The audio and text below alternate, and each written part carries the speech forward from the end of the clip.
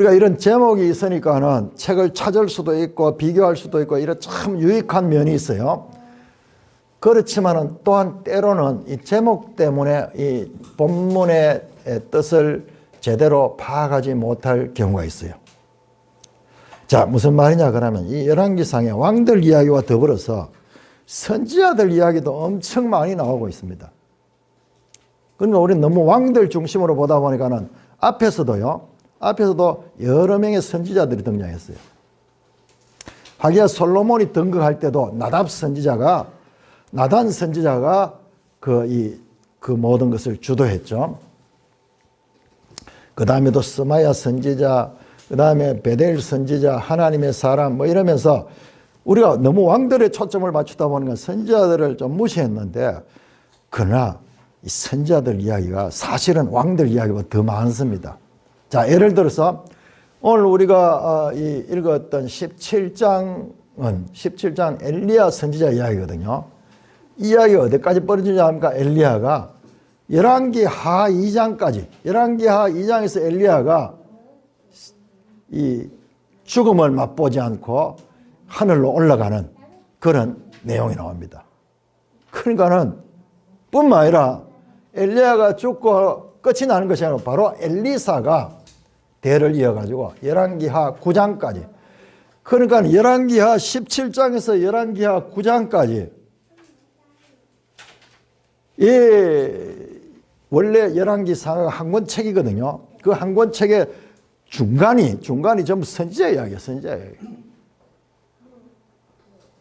그래서 제목이 열왕기지만은 거기만 묶이면 안 돼요. 선지자들 이야기다.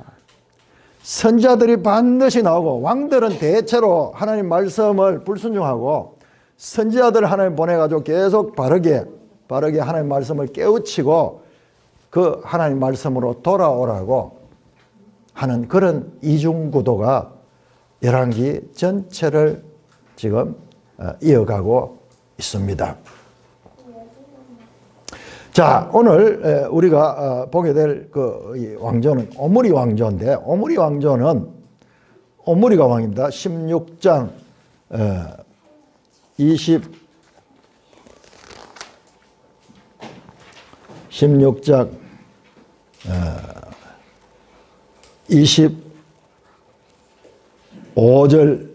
26절 보면은 우리 같이 한번 읽겠습니다.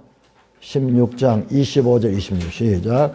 오므리가 여호와 보시기에 악을 행하되 그 전에 모든 사람보다 더욱 악하게 행하여 느바시 아들 여로보암의 모든 길로 행하며 그가 이스라엘에게 죄를 범하게 한 그 죄 중에 행하여 그들의 헛된 것들로 이스라엘의 하나님 여호와를 노하시게 하였더라. 여러분 자세히 보면요, 계속 이 말씀이 방금 그들의 하나님 여호와를 노하시게 하였다. 하나님이 몇 분 노했는지 몰라. 계속 왕들마다 나와가지고 하나님을 노하게 하려고 하면 어떻게 하면 되냐 그러면 악을 행하면 돼요. 그 가운데서도 우상을 숭배하거나 이렇게 하면 하나님이 진노하셔. 하나의 공식이라. 하나님을 괴롭히려고 그러면요, 우리가 우상 앞에 절하고 그렇게 하면 하나님이 막 진노하셔. 자, 25절에 중요한 단어가 여호와 보시기에.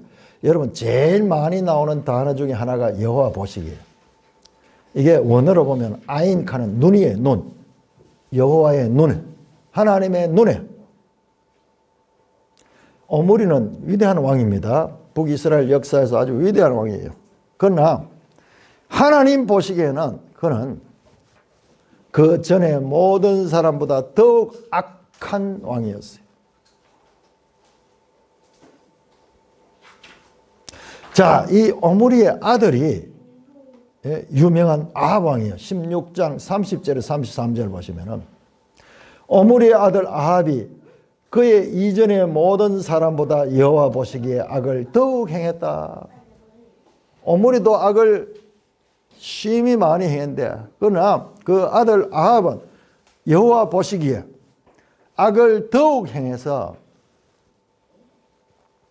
그 아버지보다도 더 많은 죄를 범하고 심지어는 시돈 사람의 왕 엣발의 딸 이세벨을 아내로 삼고 그 우상의 나라 이세벨의 이 이세벨의 시돈이 어디냐 그러면요, 우리 앞에서 나왔던 솔로몬이 성전을 지을 적에 많은 재료를 공급해 줬던 그 두로 시돈은 항상 같은 나라예요. 같은 나라. 페니키아예요. 페니키아. 이게 그 시돈 사람의 공주를 아내로 삼고, 그리고 어떻게 했습니까? 가서 바알을 섬겨 예배하고, 아마 시돈으로 가가지고 바알을 섬기기도 하고, 그 다음에 32절은 사마리아에 건축한 바알 신전 안에 바알을 위하여 제단을 쌓고 아세라상을 만들다. 사마리아는 이 북이스라엘의 수도가 되었거든요. 오므리 때부터 이 사마리아를 수도로 만들었어요. 그런데 그 수도에다가 바알 신전을 만들었어. 그리고 아세라상도 만들어. 아세라는 여신이고 바알은 남자신입니다. 결론적으로 그는 그 이전에 이스라엘의 모든 왕보다 심히 이스라엘 하나님 여호와를 노하시게 했다. 갈수록 태산이요. 갈수록 죄가 점점점 더 성장하고 있는, 이게 이스라엘의 역사입니다. 여러분, 우리는 이 성경의 이야기를 구속사적으로 연결해서 봐야 되거든요. 하나님의 심정에서 어떻겠습니까? 이 세상 유일하게 한 민족을 택해가지고 하나님 나라를 시작했는데, 이제 불과 500년이 지나지 못해가지고 하나님의 법은 완전히 잃어버리고 세상에 그 우상을 숭배하는 그런 나라들처럼 하나님 나라도 동일하게 변질되고 있는 현상입니다. 이세벨의 부친인 시돈 왕 이름이 엣발이라. 엣발이 무슨 뜻이냐 그러면은, 애특하는 게 함께한다. 바알과 동행하는 자예요. 바알과 동행하는 자. 우리는 임마누엘, 하나님과 함께한다. 이게 우리의 목표인데, 이거는 바알과 함께합니다.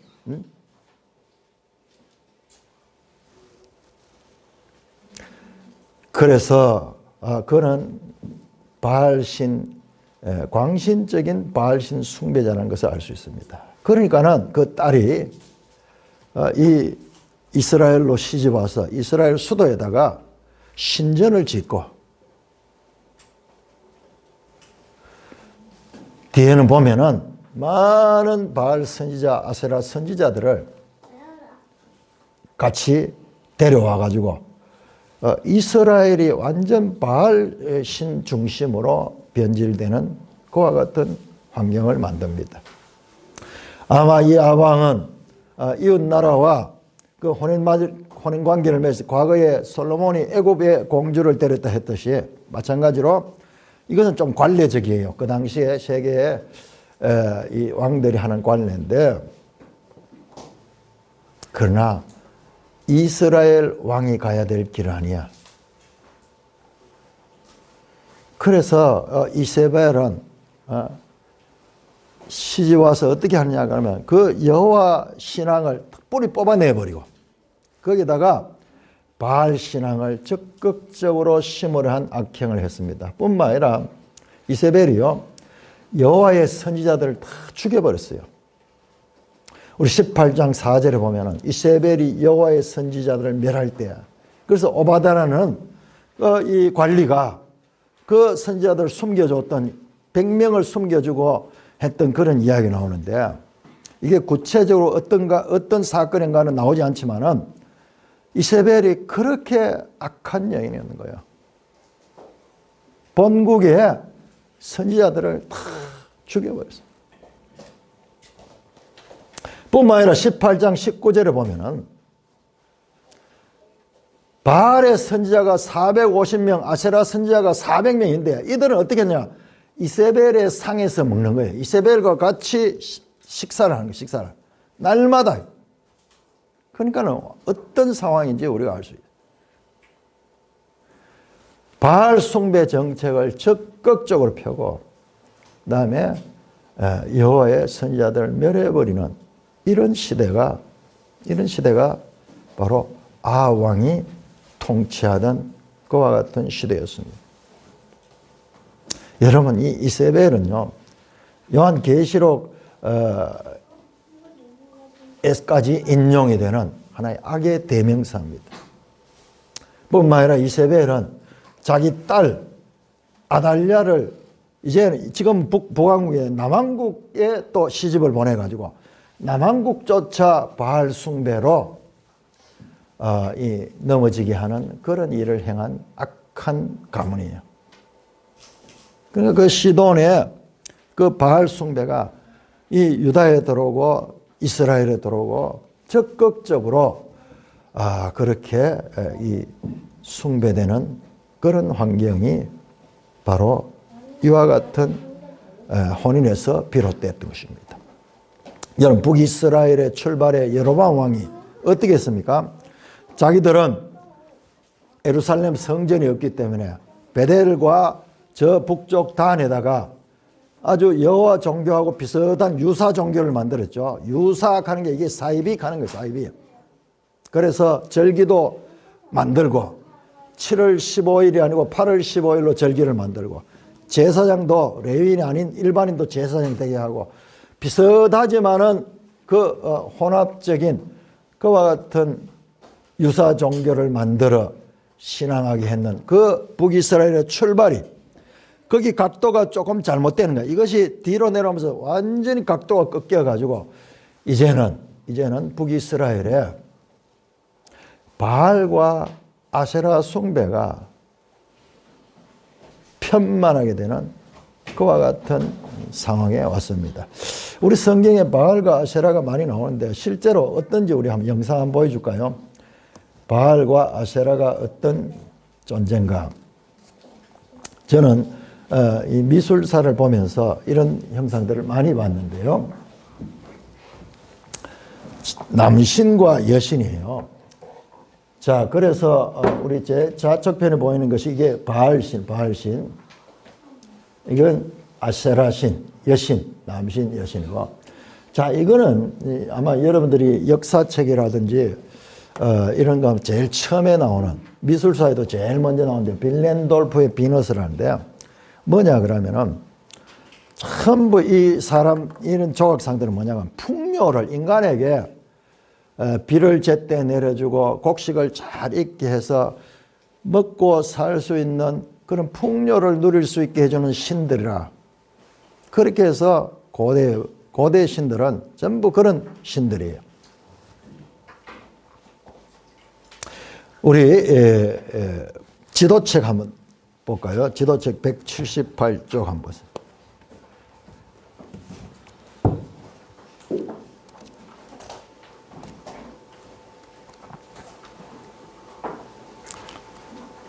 (178쪽을) 보시면은 거기에 그림에 사진에 엘리야가 나오고 오른편에 그 조각서 나오죠.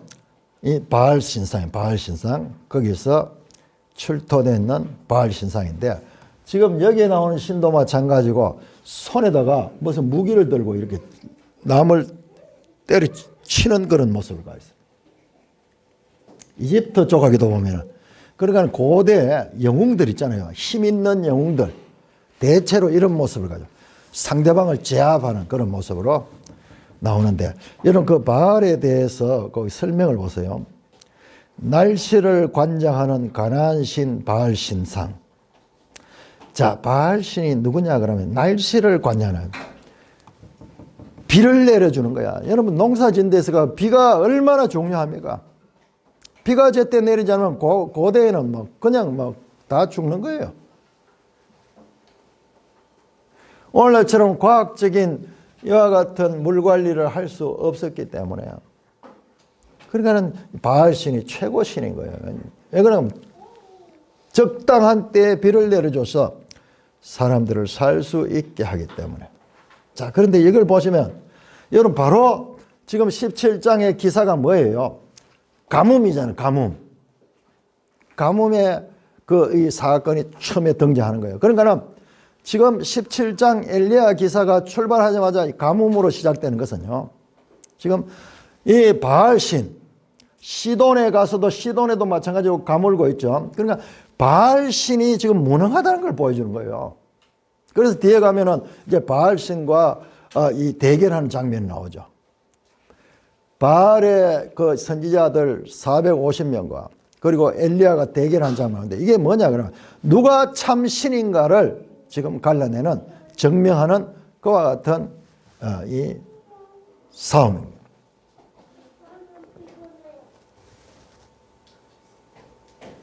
나중에 이 바알 선지자들은 이 아합 에후라는 왕에 의해 가지고 완전히 뿌리를 뽑게 됩니다. 그 열왕기 하에 나옵니다. 자, 이와 같이 우리 현실적으로 지금 북이스라엘이 이와 같이 참으로 하나님 보시기에 악한 시대, 참담한 시대야. 그러나 하나님께서는 그 시대에 선지자들을 많이 보내셨습니다.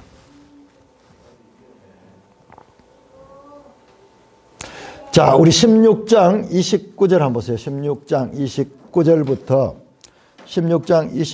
34절까지가 아합이 등장합니다. 유다 아사 왕 제38년에 오므리 아들 아합이 이스라엘의 왕이 되냐. 항상 이렇게 상대편 그 당시의 왕을 거명하고 그와 더불어 가지고 지금 이 왕을 소개하는 계속 이런 구조로 나옵니다. 그래서 이제 아합이 왕이 되는 이야기가 출발이 되죠. 그 다음에 22장 한번 가볼까요? 22장. 저 멀리 뚝 떨어져 있는데 22장 37절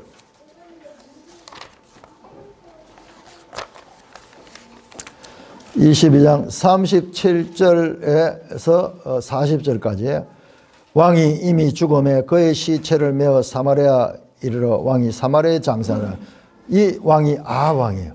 그러니까 아합왕이 죽는 그리고 그의 아들 아하시아가 대신하여 왕이 됐다. 40절에 나오거든요. 그런데 아합 기사가 16장 29절에서 34절에 시작해가지고 22장 37절에서 40절에 마치는 거예요. 그러면 그 중간에는 뭐냐? 그 중간에 이야기가 오늘 우리가 읽었던 엘리야 이야기, 엘리야 뿐만 아니라 더 자세히 보면은 여러분 이 부분 아직까지 잘 못 봐서 그런데 여기에 익명의 선지자들도 등장하고 수많은 선지자, 제가 보니까 한 500여 명 선지자가 나오고요. 아주 유명한 미가야 선지자도 여기에 나와요. 우리 한번 구조를 한번 보겠습니다. 구조. 자, 여기에 우리가 지난번에 봤던 구조입니다.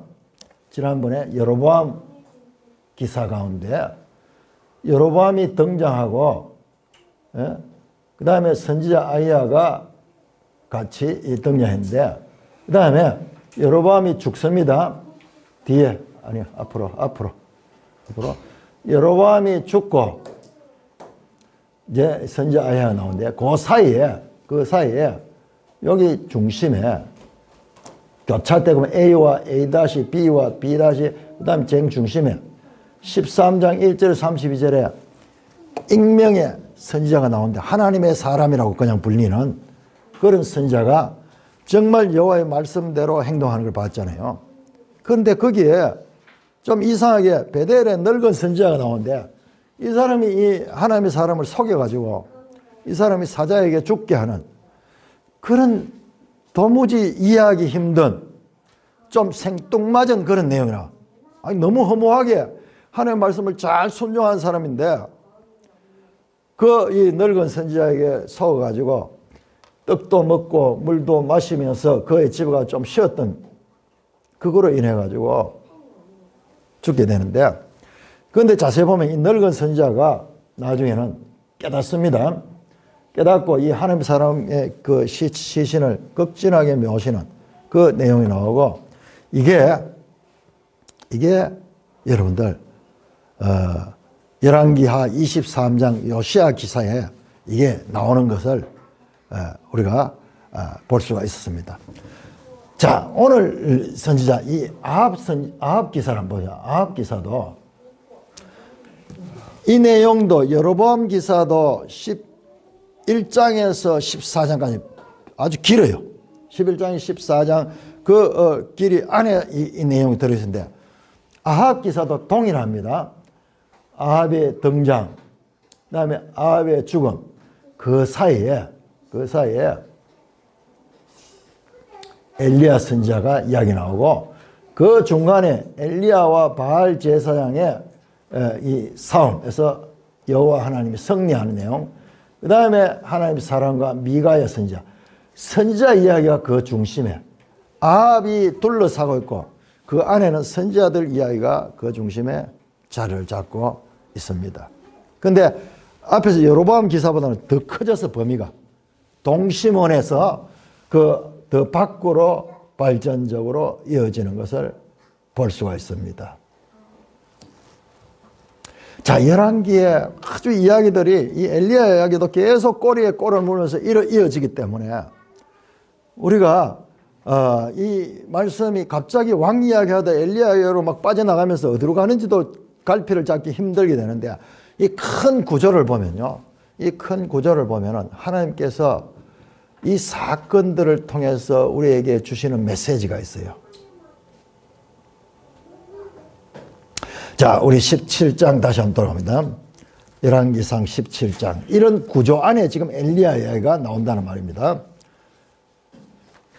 마치 샌드위치처럼 좌우에 이 빵이 있고 그 안에 이제 패드가 있는 것이 그런 구조로 이렇게 되어 있어요. 그러니까 성경은 보면은 그냥 우리가 읽는 이런 방식으로 봐가지고는 보이지 않아요.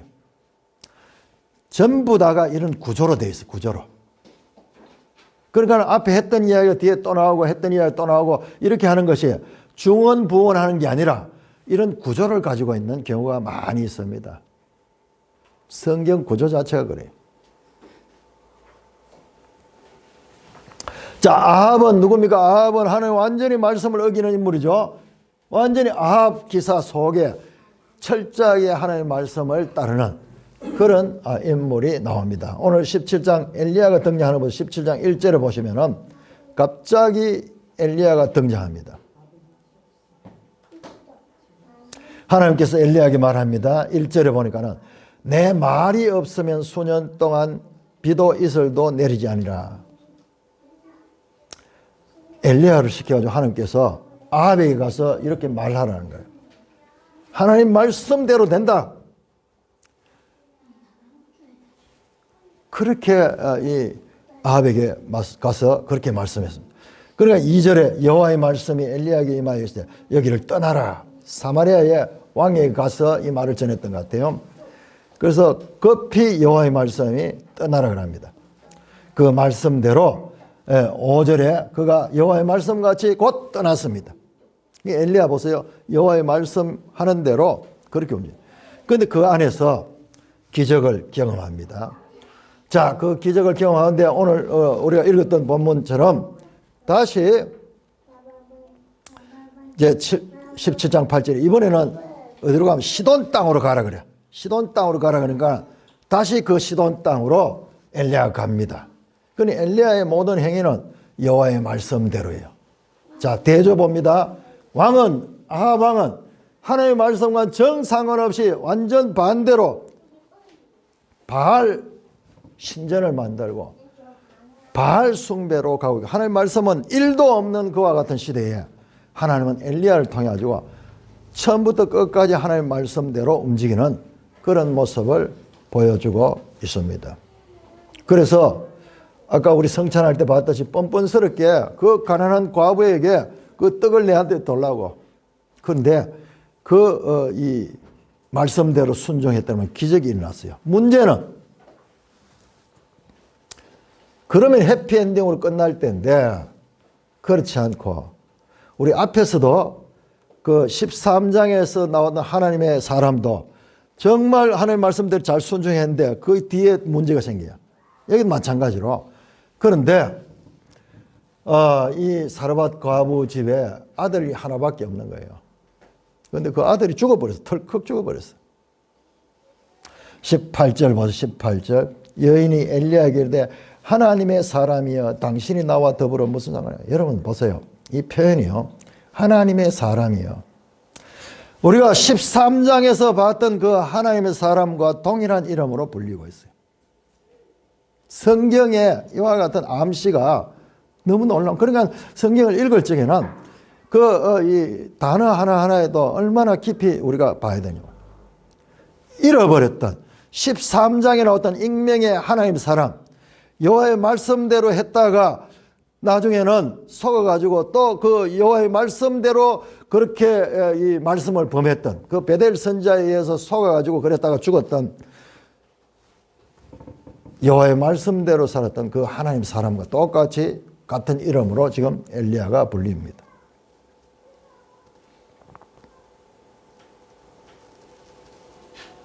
그래서 그 여인이 엘리야에게 원망같이 합니다. 원망. 당신이 와가지고 이렇게 우리한테 먹을 거 전화놓고 이 아들이 죽어버린 거야. 이게 도대체 무슨 시츄에이션이야. 그러면서 원망을 합니다. 당신이 나와 더불어 무슨 상관 있기로 내 죄를 생각나요. 또 내 아들을 죽게 하려고 내게 오셨습니까?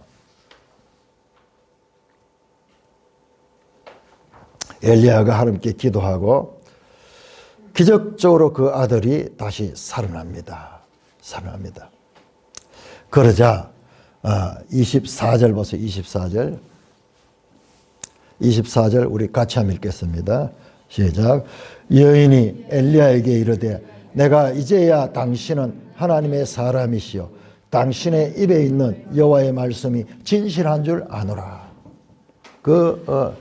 엘리야가 기도하고 그 아이를 안고 그렇게 하면서 아이가 죽었던 아이가 살아났어요.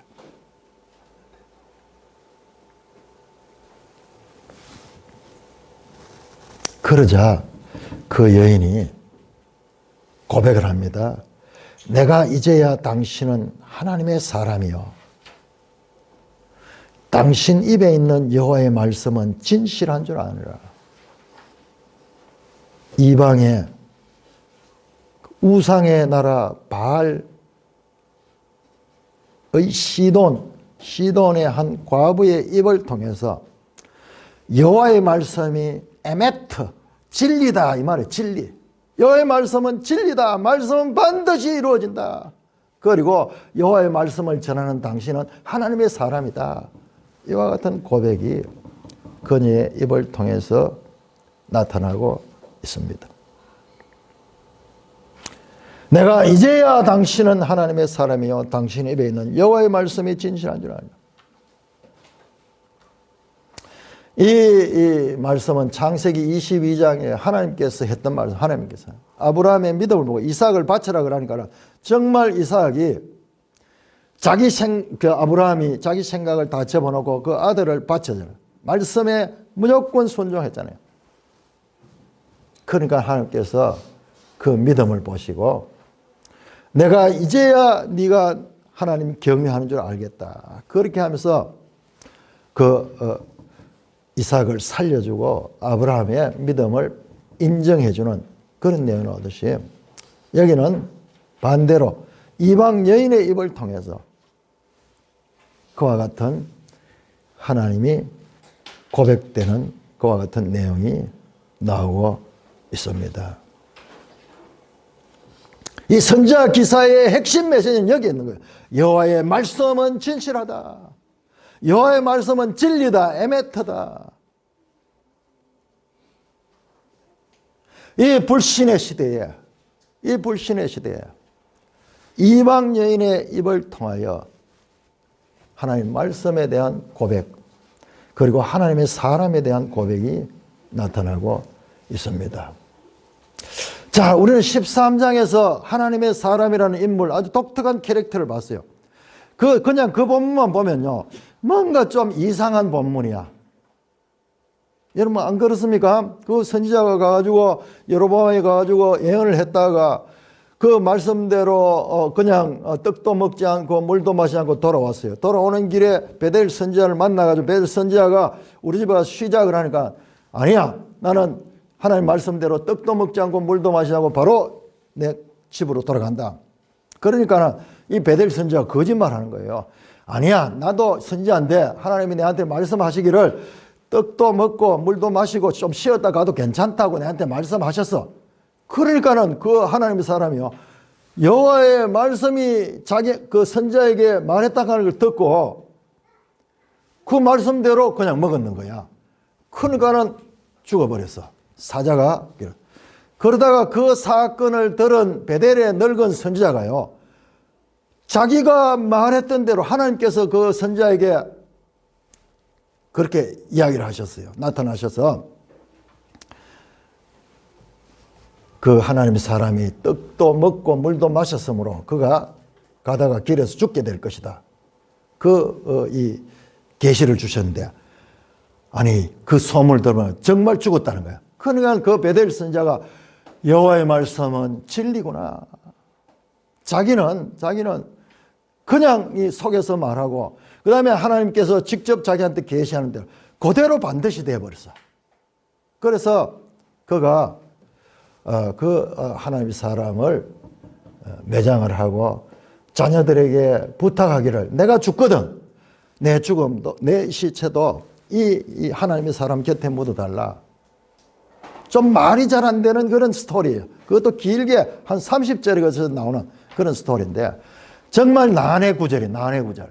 그런데 그 구조가 이건 아주 하나님 중요하게 다루고 요시야 23장 그 열왕기하 23장 요시야 기사에서 이 기사를 다시 드러내잖아요. 우리한테는 좀 생경하지만은 이게 하나님의 메시지는 아주 중요한 메시지를 가지고 있는 거예요. 자, 그렇듯이 이 하나님의 사람이라는 명칭은요, 모세에게 붙여진 이름이에요.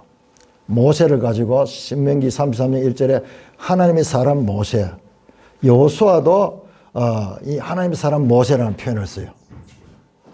또 하나님의 사람이라고 불리는 사람이 사무엘이에요.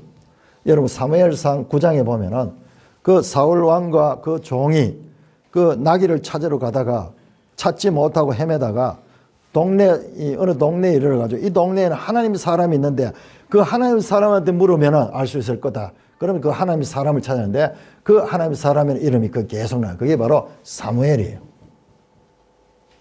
열왕기하 4장부터 8장에 엘리사 선지자가 나오는데 이 엘리사 선지자도 하나님의 사람, 계속 하나님의 사람이라는 표현이 나옵니다.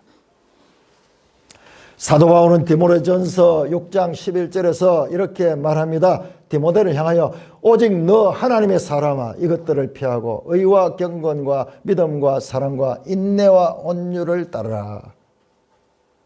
하나님의 사람이라고 부릅니다. 자, 우리 디모데후서 3장 17절 한번 찾아보겠습니다. 디모데후서 3장 17절. 성경은 어떤 책이냐? 성경은 어떤 책이냐? 디모데후서 3장 17절입니다. 같이 읽습니다. 시작. 이는 하나님의 사람으로 온전하게 하며 모든 선한 일을 행할 능력을 갖추게 하려 함이라. 성경은요, 하나님의 사람을 온전케 하며 그리고 모든 선한 일을 행할 능력을 갖추게 하는 것이 바로 이 성경이에요. 성경. 하나님의 사람이 누구냐? 하나님의 말씀대로 살아가는 사람이 하나님의 사람입니다. 시대를 초월해서 하나님의 속한 자, 하나님의 백성이에요.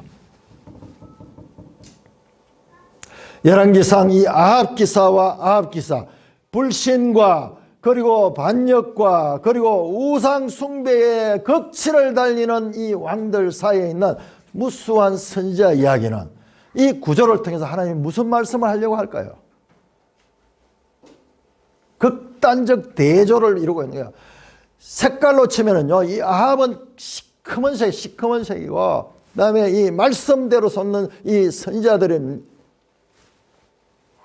킨 빛과 같은 엄청난 대조를 입니다. 악은 더욱더 악하게 보이고 그리고 빛은 더욱더 빛나게 보이는 이와 같은 대비적인 그런 효과를, 그러니까 제가 여러 번 이야기해서 성경을 보면 성경에 그림 언어가 많다. 시각적으로 그림 언어가 많이 있어요. 이거는요, 지식이 있는 자나 없는 자나 글자를 많이 아는 자나 모르는 자나 이 그림은요, 그림을 보면 다 반해요. 글로만 돼 있으면은 이해하는데 많은 이 지적인 노력이 필요하지만은 이 그림 언어는 보면은 누구든지 알 수 있도록 합니다. 이 열왕기 수많은 복잡다단한 그런 이야기들 속에 큰 구조에서 말씀에 불순종해서 그리고 말씀대로 죽어버리는 그 아합의 역사와 그리고 그 위기 가운데서도 말씀만 따르는 엘리야, 그리고 뒤에 보면은 미가야 선지자. 네. 그 100여 명의 거짓 선지자들 가운데서도 오직 한 사람의 진리를 말하는 바른 선지자 나옵니다. 이 선지자 내용들이 지금 열왕기 17장에서 그 21장까지 가득 들어 있습니다. 사랑하는 형제 자매 여러분, 오늘 우리는 북이스라엘 아합 왕 시대에 이와 같은 하나님께 반역하고 우상 숭배하는 모습을 보았습니다. 그런 가운데서도 하나님은 성실하게 계속 선지자를 보냅니다. 그때 하나님의 엘리야를 보내시고 그 다음에 다른 선지자를 보냅니다. 뒤에 보면 선지자 가운데 또 하나님의 사람이라는 선지자가 나와요. 자, 우리 20장 한번 찾아보세요. 20장. 그래, 이런 키워드가 아주 중요하게 위치를 하고 있습니다. 20장 28절 보면 그때 하나님의 사람이 이스라엘 왕에게 나가서 말하되, 이 사람이 누구냐 그러면은 그냥 선지자예요. 앞에 나오는 익명의 선지자인데 그 선지자 이름을 하나님의 사람이라고 그렇게 말하고 있습니다. 하나님께서 이 불신과 반역의 시대에 하나님의 사람을 보냅니다. 적극적으로 선지자를 보내가지고 그들에게 하나님의 뜻을 전하고 생명의 길로 나올 수 있도록 모세의 법을 따르라는 그와 같은 명령을 내리십니다. 여러분 보세요. 하나님의 열심을 봐야 돼요. 이와 같은 패역한 시대에 그들을 멸해버리지 않고 그 가운데도 선지자를 보내셔서 계속 하나님의 말씀을 보내시는 하나님의 열심을 우리가 봐야 됩니다. 우리는 죄가 뭔지도 모르고 그냥 죄 가운데 태어나서 죄를 짓다가 죄로 말미암아 죽게 되던 그런 존재들이었습니다. 세상 사람들은 죄가 뭔지 몰라요. 그냥 세상적인 이런 범죄, 이게 죄인 줄 알지 그 이상 본질에 대해서 알지 못해요. 우리도 마찬가지입니다. 성경이 죄를 가르쳐 주지 않으면 죄라는 개념조차 제대로 가지지 못해요. 마찬가지로 우상도 마찬가지. 우상 우리가 봤지만 바알 신상, 아세라 신상, 아니 저런 이 사람이 만들었는 그 앞에 절하면 어때요? 그게 무슨 하나님한테 무슨 상관이 있겠어요? 그런데 그런 우상을 숭배할 때 하나님은 진노하시고 견디지 못하시는 거야. 이게 뭐냐 하면 사실상 이게 우리 이 세상적으로 보면 고고학적인 유물들이에요. 그리고 이걸 좀 고상하게 하면 미술품들. 각 민족의 고유한 미술품들이에요. 여러분, 세계 유명한 미술관 가운데 가면은요, 수많은 그 신상이 있는데, 여러분, 비너스상이 뭔지 아세요? 비너스상이 이 우상이잖아요. 아폴로, 그리스의 우상들. 뿌리를 들어가 보면 이게 전부 바알 신상하고 다 연결되고, 아세라상하고 다 연결되어 있어요. 비너스는 아세라 그 상하고 딱 연결되어 있어요. 아름다운 미술품이고, 그리고 하나의 문화적 이 상징으로 그렇게 다루는 것들인데요. 성경은 그것을 우상이라고 하고 그것을 하나님께서 진노하시고 그것을 가정이 여깁니다.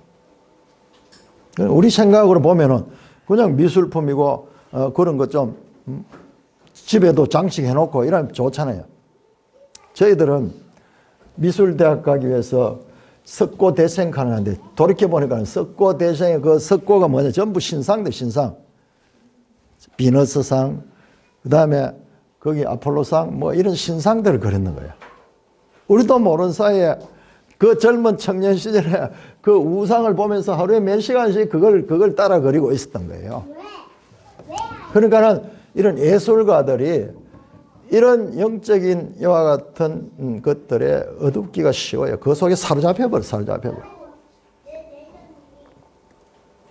하나님께서는 우리는 우리 생각에 그냥 미술품이고 그냥 뭐 고상한 뭐 그런 건데 어때요? 저 불국사에 가면은 저 석굴암 얼마나 멋있습니까? 정말 잘 만들었거든요.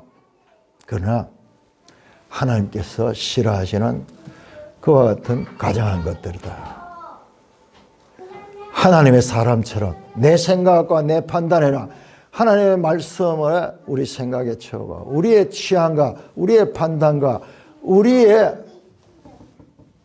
관심을 내려놓고 그 말씀을 따르는 것이 하나님의 사람, 즉 그리스도인들의 삶입니다. 여러분, 지금 열왕기를 보면서 우리는 참남을 느끼게 돼요. 불과 500년 전에 모세를 통하여 출애굽시켜가지고 그 하나님의 나라로 세웠던 이스라엘이 하나님을 버리고 바알 숭배 가운데 빠져있는 이와 같은 모습, 이것은요 저와 여러분들 마찬가지로 이 하나님 말씀이 없이 그냥 세상을 따라 살다 보면 이렇게 되는 거예요. 급격하게 이와 같이 변질될 수 있는 것입니다. 이와 같은 역사의 거울을 보고 우리는 더욱더 여호와의 말씀에 창념하며 하나님의 사람의 길로 나아가는 그와 같은 저와 여러분 되시기를 주님의 이름으로 축원합니다. 오 하나님 아버지, 은혜를 감사합니다. 이 이스라엘 역사를 통하여서 그리고 이 왕들과 선자의 대비를 통하여서 우리에게 말씀하시고자 하는 생명으로 가는 자들이 가야 될 길 보여주시니 감사를 드립니다. 하나님 아버지, 성령으로 저희를 깨우쳐 주시고 인도하여 주셔서 이와 같은 하나님의 방법으로 메시지를 전하시는 이 하나님의 방법에 익숙하게 하셔서 이 말씀을 하나님의 관점에서 하나님 보시는 그와 같은 평가에서 잘 평가하고 따를 수 있는 산돌교회 되게 하여 주시옵소서. 예수님 이름으로 감사하며 기도드리옵나이다. 아멘.